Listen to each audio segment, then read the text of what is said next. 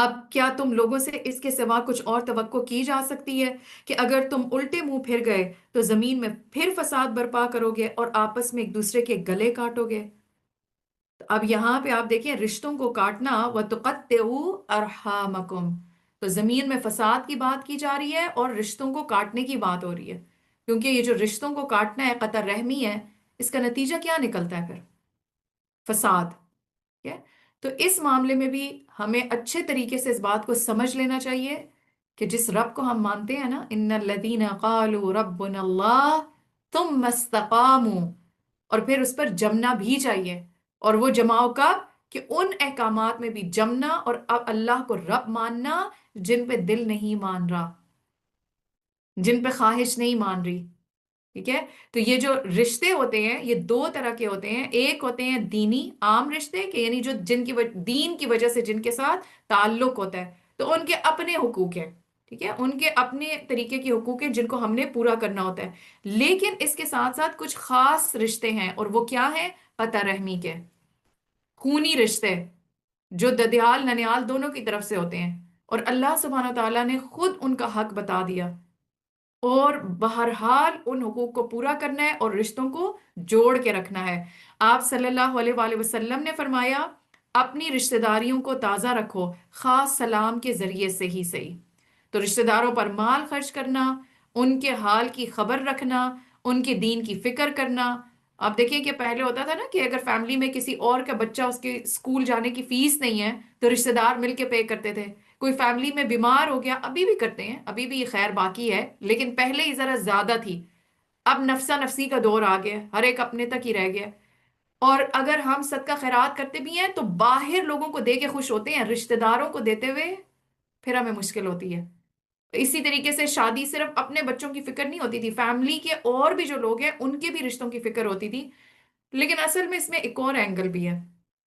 اور وہ یہ ہے کہ پہلے یہ ہے کہ کوئی کسی کی نیت پہ شک نہیں کرتا تھا۔ اب اگر کسی کو یہ بتایا جائے کہ اچھا آپ کی بیٹی کا یہ اس کے رشتہ آپ دیکھ رہے ہیں، تو وہ ایک دم سے نا ان کو ہونے لگتا ہے کہ اچھا یہ ہمارے گھر کے معاملات میں انٹرفیئر کیوں کر رہے ہیں۔ تو بعض دفعہ یہ بھی وجہ ہوتی ہے کہ لوگ تھوڑا سا احتیاط کرتے ہیں اور کسی کے معاملے میں بولتے نہیں ہیں، لیکن بہرحال رشتہ داروں کا اپنا حق ہے، خونی رشتہ داروں کا، ان کے ساتھ خیر خواہی کی جائے، اور جو بھی آپ کو لگتا ہے اگین حکمت پر مبنی ہے کہ آپ کے معاملے میں مختلف رشتہ داروں کے لیے آپ کس طریقے سے اس صلہ رحمی کو کر سکتے ہیں۔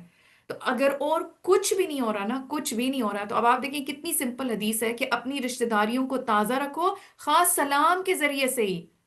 تو کم از کم سلام دعا رہنی چاہیے۔ لیکن یہ جو ایک چیز ہو جاتی ہے نا کہ خوشی غم ختم،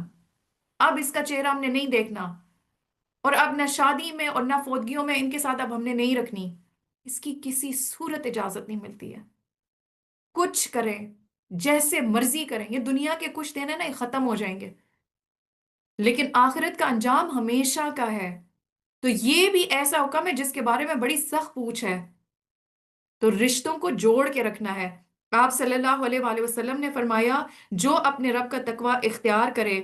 اور صلہ رحمی کرے، اس کی موت میں تاخیر کر دی جاتی ہے، اس کے مال میں اضافہ کر دیا جاتا ہے، اس کے گھر والے اس سے محبت کرنے لگتے ہیں۔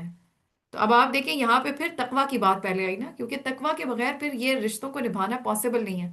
جس کے اندر خوف خدا ہوگا وہی ہر قیمت پر رشتہ داروں کے ساتھ نبھانا اس کی کوشش بھی کرے گا اور اس کو قائم بھی رکھے گا،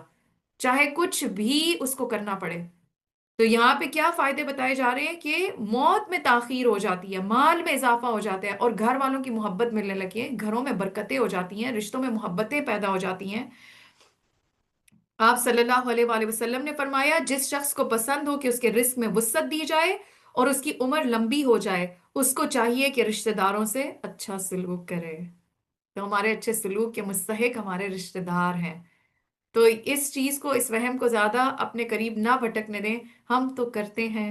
لیکن وہ نہیں کرتے، ہم تو کرنا چاہتے ہیں مگر وہ نہیں رکھنا چاہتے۔ تو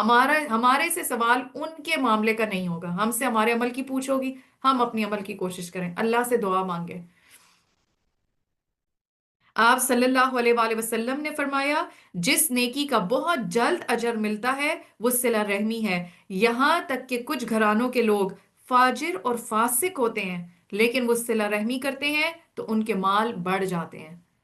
یعنی صلہ رحمی ایسا نیک عمل ہے کہ جس کا دنیا میں بھی فوراً فوراً انسان کو نظر آنے لگتا ہے، اس کے مال میں، جیسے پیچھے بھی حدیث میں پڑھا نا، مال بڑھتا ہے۔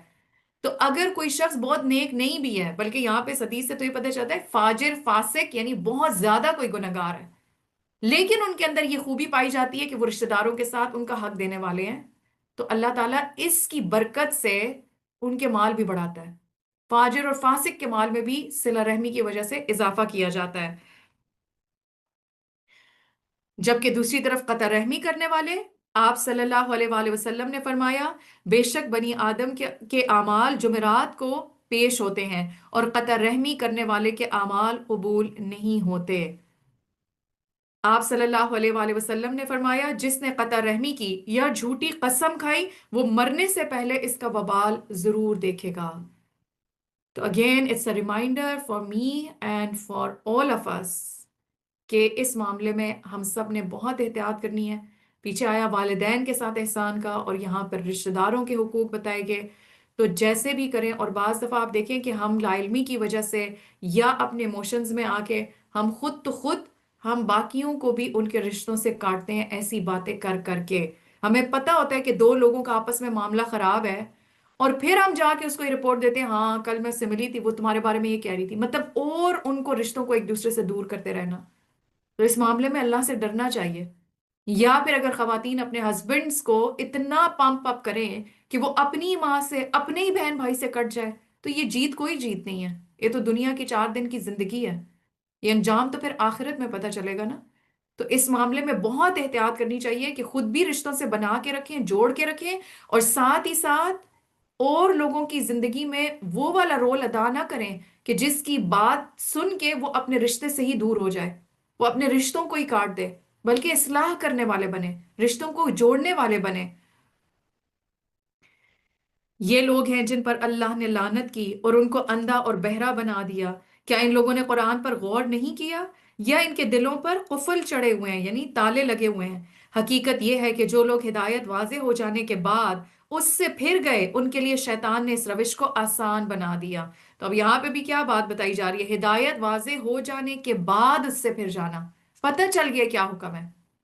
تو پھر اس کا نتیجہ کیا ہے کہ شیطان نے اس روش کو ان کے لیے آسان بنا دیا اور جھوٹی توقعات کا سلسلہ ان کے لیے دراز کر رکھا ہے۔ اسی لیے انہوں نے اللہ کے نازل کردہ دین کو ناپسند کرنے والوں سے کہہ دیا کہ بعض معاملات میں ہم تمہاری مانیں گے، اللہ ان کی خفیہ باتیں خوب جانتا ہے۔ پھر اس وقت کیا ہوگا جب فرشتے ان کی روحیں قبض کریں گے اور ان کے منہ اور پیٹھوں پر مارتے ہوئے انہیں لے جائیں گے؟ یہ اسی لیے تو ہوگا کہ انہوں نے اس طریقے کی پیروی کی اس طریقے کی پیروی کی جو اللہ کو ناراض کرنے والا ہے، اور اس کی رضا کا راستہ اختیار کرنا پسند نہ کیا۔ تو دو ہی راستے ہیں نا، ایک اللہ کی ناراضگی کا اور ایک اللہ کی رضا کا۔ تو جب ہمارے پاس کسی بھی عمل میں چوائس آ جاتی ہے، جیسے ابھی یہی رشتہ داری، ایک ہے اللہ کی رضا پانے کا، اور وہ کیا ہے کہ چاہے نفس پہ باری ہے، چاہے نفس سے جہاد کرنا پڑ رہا ہے، دوسروں کی طرف سے زیادتی ہے، لیکن پھر اپنے نفس کو آمادہ کرنا اللہ کی اطاعت میں، اللہ کی رضا کی خاطر۔ اور دوسرا راستہ کیا ہے کہ پتہ ہے ہمیں کہ یہ اللہ کا حکم ہے، لیکن پھر رشتوں کو کاٹ دینا۔ تو یہ چوائس انسان کے پاس تو ہے، لیکن پھر اس کا انجام بھی مختلف ہے۔ تو اللہ سبحانہ تعالیٰ فرماتے ہیں یہ اسی لیے تو ہوگا کہ انہوں نے اس طریقے کی پیروی کی جو اللہ کو ناراض کرنے والا ہے، اور اس کی رضا کا راستہ اختیار کرنا پسند نہ کیا، اسی بنا پر اس نے ان کے سب اعمال ضائع کر دیے۔ پھر اعمال کے ضائع ہونے کی بات آ رہی ہے۔